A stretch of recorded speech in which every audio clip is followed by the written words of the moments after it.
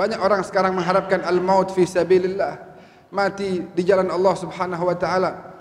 Bagaimana seseorang bisa mendapatkan wafat dalam keadaan husnul khatimah kalau seandainya tidak bisa hidup dalam keadaan fi sabilillah tabaraka wa taala. Karena al-maut fi sabilillah adalah buah dari al-hayat fi sabilillah. Kita lupa bahwa al-hayat fi sabilillah harus kita jalankan kalau kita mengharapkan al-maut fi sabilillah.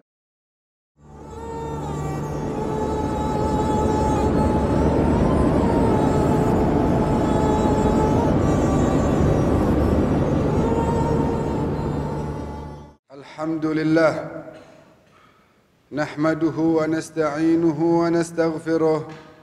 ونعوذ بالله من شرور أنفسنا وسيئات أعمالنا من يهده الله فلا مضل له ومن يضلل فلا هادي له أشهد أن لا إله إلا الله وحده لا شريك له وأشهد أن سيدنا ونبينا محمدا عبده ورسوله لا نبي بعده اللهم صل على سيدنا محمد الفاتح لما أغلق والخاتم لما سبق ناصر الحق بالحق والهادي إلى صراطك المستقيم وعلى آله حق قدره ومقداره العظيم أما بعد فيا عباد الله أوصيكم ونفسي الخاطئة المذنبة هذه بتقوى الله ألا إنه فقد فاز المتقون.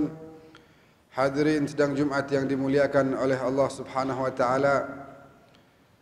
Kita sama-sama memulai majlis sidang Jumat yang mulia ini dengan memuji serta mengungkapkan rasa syukur kita kepada Allah Subhanahu wa taala, Tuhan semesta alam yang tiada henti memberikan nikmat demi nikmatnya kepada kita.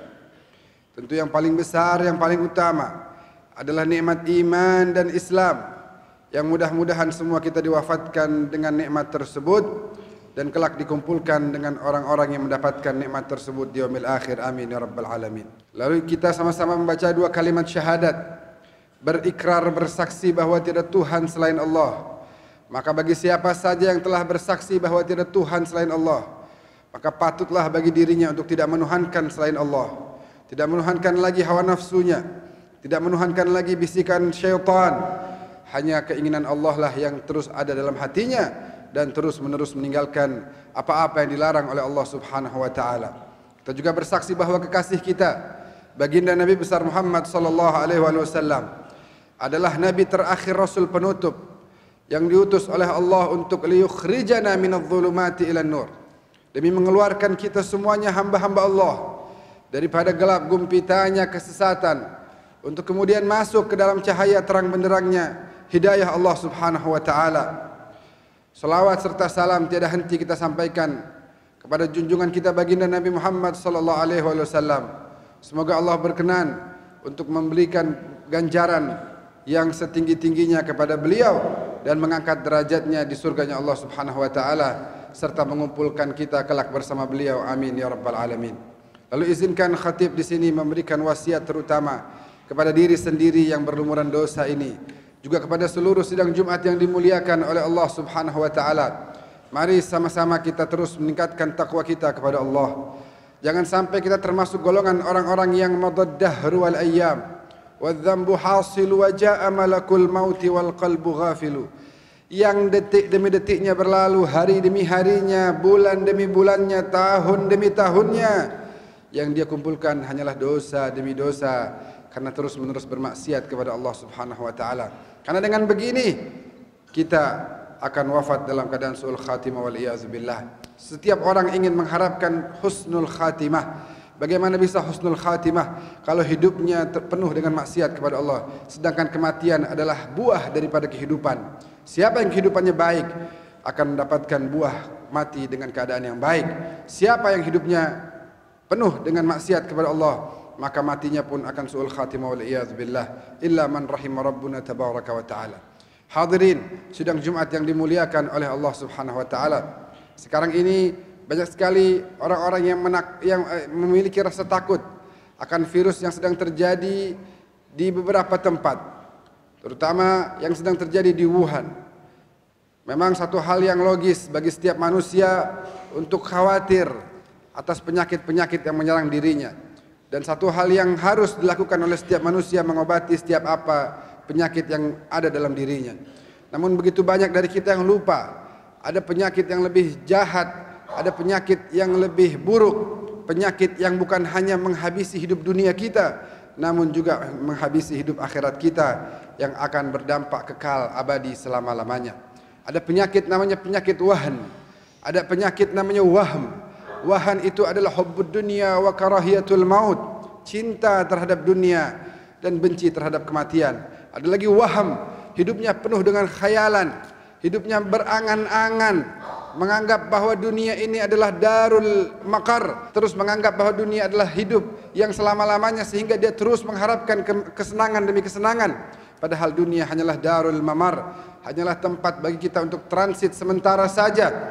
Dan dengan demikian kita bisa mengetahui harus seperti apa kehidupan yang kita jalani. Hadirin sidang Jumat yang dimuliakan oleh Allah Subhanahu wa taala. Apa tujuan dari kehidupan kita di dunia? Kenapa kita hidup? Apakah untuk makan dan minum? Apakah untuk memiliki keturunan? Maka kalau hanya sekedar itu, hewan pun melakukan hal yang sama. Hadirin sidang Jumat yang dimuliakan oleh Allah, hidup kita bukan hanya sekedar itu.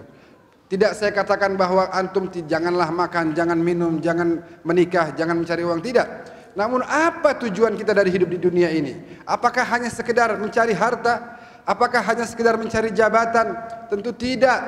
Kehidupan di dunia memiliki tujuan yang jauh lebih mulia dari itu semuanya, yang harus betul-betul kita junjung tinggi selama kita hidup di dunia ini. Hadirin yang dimuliakan oleh Allah, kita akan kehilangan sesuatu yang paling berharga dalam hidup ini, yaitu umur. Dalam memikirkan siapa yang ridho sama saya, siapa yang benci sama saya, berapa uang yang bisa saya dapatkan, jabatan apa yang akan saya miliki. Umur kita, modal utama kita akan habis untuk itu.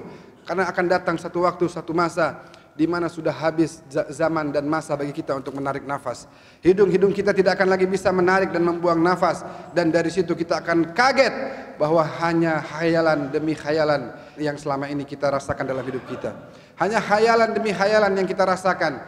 Dan terutama dan kita akan dapati bahwa ternyata hakikat dari kehidupan kita adalah setelah kematian kita. Oleh karena itu, hubbud dunia harus betul-betul kita hilangkan dari dalam diri kita, sehingga kita bisa tahu dan proporsional dalam menjalani hidup ini. Kita harus tahu bahwa kematian bukanlah satu hal yang menakutkan. Sebagaimana Sayyidina Bilal bin Rabah ketika di masa-masa terakhir dalam kehidupannya, istrinya dalam keadaan sedih mengatakan, "Wa karbah," betapa sedihnya.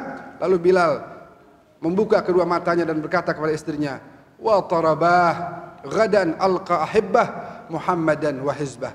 Bukan kesedihan wahai istriku, namun kematian ini adalah kesenangan yang luar biasa, karena sebentar lagi aku akan berjumpa dengan kekasih-kekasihku, yaitu Nabi Muhammad dan kelompoknya yang dimuliakan oleh Allah Subhanahu wa taala. Oleh karena itu hadirin yang dimuliakan oleh Allah, penyakit wahm ini tentu amat sangat berbahaya dalam kehidupan kita sebagaimana umat Islam dan umat yang beragama. Karena itu bisa menghapuskan daripada tujuan utama kehidupan kita, yaitu menambah bekal kita untuk menuju kepada Allah Subhanahu wa taala. Banyak orang sekarang mengharapkan al-maut fi sabilillah, mati di jalan Allah Subhanahu wa taala. Bagaimana seseorang bisa mendapatkan wafat dalam keadaan husnul khatimah kalau seandainya tidak bisa hidup dalam keadaan fi sabilillah tabaraka wa taala. Karena al-maut fi sabilillah adalah buah dari al-hayat fi sabilillah. Kita lupa bahwa al-hayat fi sabilillah harus kita jalankan kalau kita mengharapkan al-maut fi sabilillah tabaraka wa taala. Oleh karena itu, bangunlah pada setiap malam. Memang Allah memiliki jamuan umum kepada seluruh hamba-hambanya di setiap harinya 5 waktu.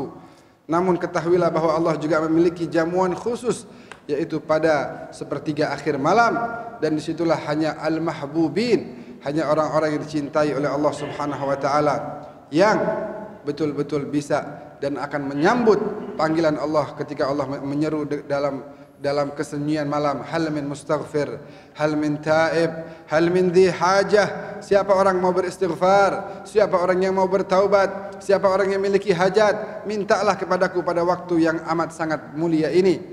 Al-Ghani Jalla Jalaluh, yang maha kaya, menyeru kepada kita para fuqara.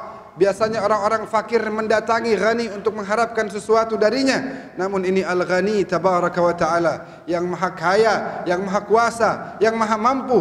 Dialah yang menyeru kepada kita para fuqara, para orang-orang fakir miskin yang tidak memiliki apapun dalam dirinya.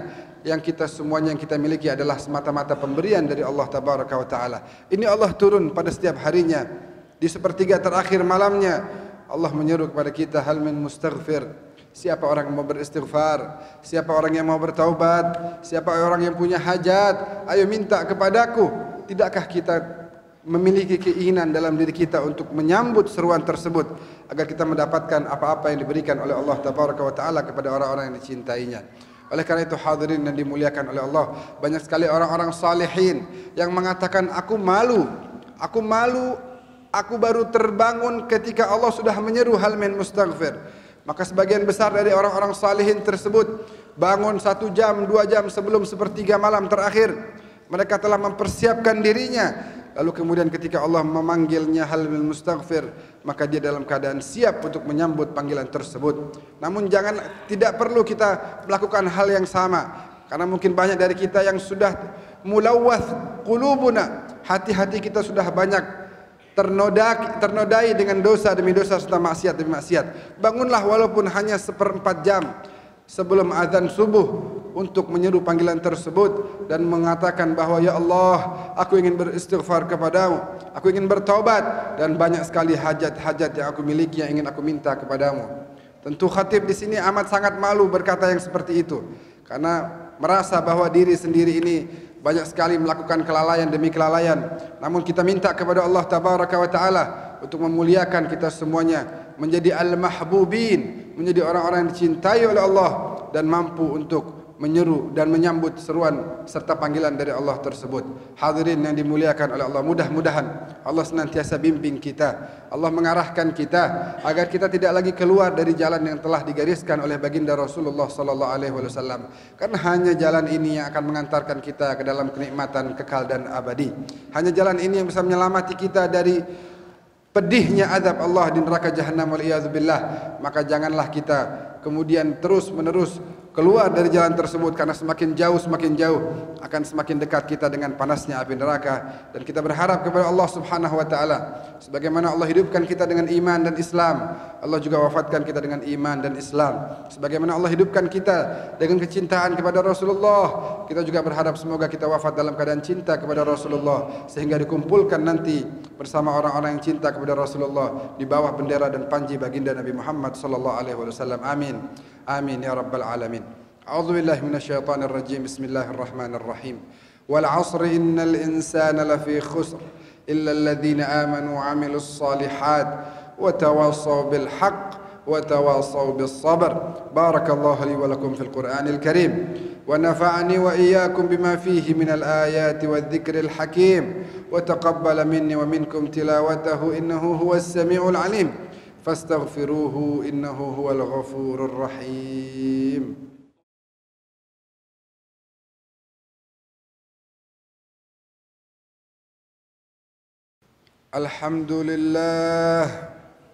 Alhamdulillahi rabbil alamin, bari'il khalaiqi ajma'in. أشهد أن لا إله إلا الله وحده لا شريك له ولي الصالحين وأشهد أن سيدنا ونبينا محمدا عبده ورسوله سيد الأنبياء والمرسلين. اللهم صل على سيدنا محمد وعلى آل سيدنا محمد. أما بعد فيا عباد الله اتقوا الله حق تقاته ولا تموتن إلا وأنتم مسلمون. واعلموا يا عباد الله أن الله تبارك اسمه وتعالت عظمته أمركم بأمر بدأ فيه بنفسه وثنى بملائكته المسبحة بقدسه، فقال عز من قائل: إن الله وملائكته يصلون على النبي يا أيها الذين آمنوا صلوا عليه وسلموا تسليما. اللهم صل على سيدنا محمد وعلى آل سيدنا محمد. اللهم صل على سيدنا محمد وعلى آل سيدنا محمد. اللهم صل على سيدنا محمد وعلى آل سيدنا محمد أفضل ما صليت على إبراهيم وعلى آل إبراهيم، وبارك على سيدنا محمد وعلى آل سيدنا محمد أفضل ما باركت على إبراهيم وعلى آل إبراهيم في العالمين إنك حميد مجيد. وارض اللهم عن الخلفاء الراشدين الهادين المهديين من أهل بيت رسول رب العالمين والصحابة أجمعين من الأنصار والمهاجرين، وعلى التابعين وتابع التابعين، وعنا معهم وفيهم برحمتك يا أرحم الراحمين. اللهم اغفر للمسلمين والمسلمات والمؤمنين والمؤمنات الأحياء منهم والأموات، وتابع بيننا وبينهم بالخيرات. رب اغفر وارحم وأنت خير الراحمين، فإنك قضيت على عبادك بعبادتك وأمرتهم بدعائك وضمنت لهم الإجابة.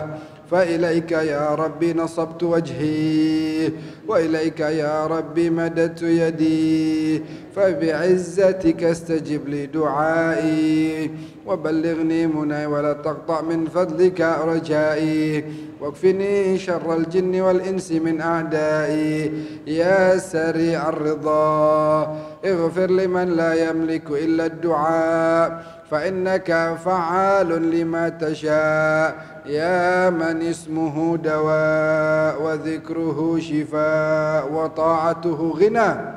ارحم من رأس ماله الرجاء وسلاهه البكاء يا سابغ النعم يا دافع النقام يا نور المستوحشين في الظلام يا عالما لا يعلم.